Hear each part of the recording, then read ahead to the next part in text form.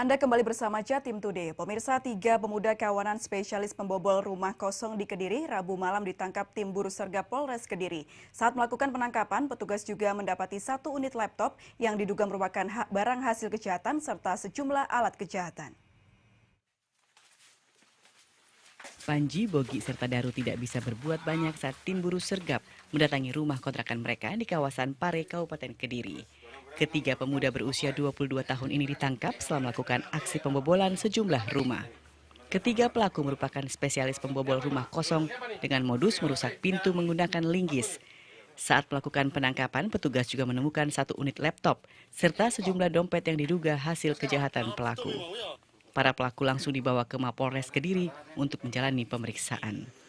Satgas Satreskrim Polres Kediri berhasil mengamankan 3 orang terduga yang dimana pelaku ini kita duga melakukan beberapa kali pencurian, tepatnya di wilayah Kain Kidul, yakni bobol rumah. Ketiga pemuda tersebut terancam dijerat pasal 363 tentang pencurian dengan pemberatan dengan ancaman hukuman 10 tahun penjara. Dari Kediri, Afnan Subagio, MNC Media melaporkan. Pemirsa, oknum polisi anggota patroli Jalan Raya PJR Jatim 8 Tol Suramadu Surabaya ditangkap Propam Polda Jawa Timur. Oknum polisi berpangkat Aibtu ini kedapatan membawa sabu-sabu seberat 1 gram beserta seperangkat alat hisap sabu. Aibtu SK anggota PJR Jatim 8 Tol Suramadu ditangkap petugas Propam Polda Jatim di pos penjagaan Suramadu Rabu dini hari. Saat ditangkap, petugas Propam mendapati sabu seberat 1 gram dan seperangkat alat hisap sabu dari tangan pelaku. Selain itu, di pos penjagaan, Propam juga menemukan sejumlah uang yang diduga hasil pungli. Kabid Humas Polda Jatim Kombes Pol Prabowo Argoyuwono mengatakan saat ini oknum polisi SK yang pernah menjadi anggota Brimob Polda Jatim sedang menjalani pemeriksaan intensif anggota Paminal Propam Polda Jatim. Jadi untuk anggota yang terlibat narkoba yang diduga ya, itu yang kemarin tadi malam itu ditangkap oleh Propos, sedang kita dalami dan kita periksa apakah ada padanya barang itu dan apakah itu merupakan suatu pelanggaran pidana atau pelanggaran disiplin. Nanti dari Propam yang akan menentukan. Jika dalam pemeriksaan nanti terbukti pelaku menyimpan atau memiliki dan bahkan mengedarkan sabu, yang bersangkutan bisa terancam dipecat dari anggota kepolisian. Dari informasi yang dihimpun, penangkapan Aibtu SK berawal dari penangkapan IR, salah satu kurir narkoba yang ditangkap anggota Sat Narkoba Polrestabes Surabaya. Dari penangkapan itu, tersangka IR mengaku jika sabu tersebut dibeli dari seorang polisi yang masih aktif dinas di Suramadu. Dari Surabaya, Hari Tambayong, MNC Media melaporkan.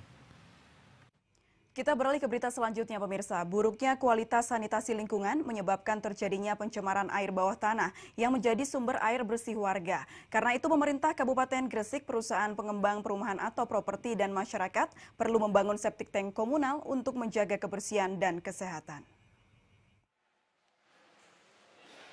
Buruknya kualitas sanitasi lingkungan menyebabkan terjadinya pencemaran air bawah tanah yang menjadi sumber air bersih warga.